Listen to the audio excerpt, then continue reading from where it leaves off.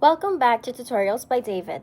If you want to start dropshipping in 2026 using CJ Dropshipping, here's a simple process.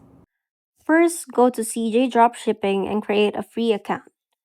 Once you're in, connect it to your store. This can be Shopify, WooCommerce, or even WooCommerce alternatives.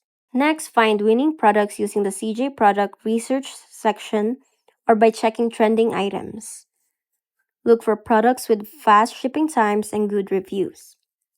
After that, import your chosen products directly to your store with one click.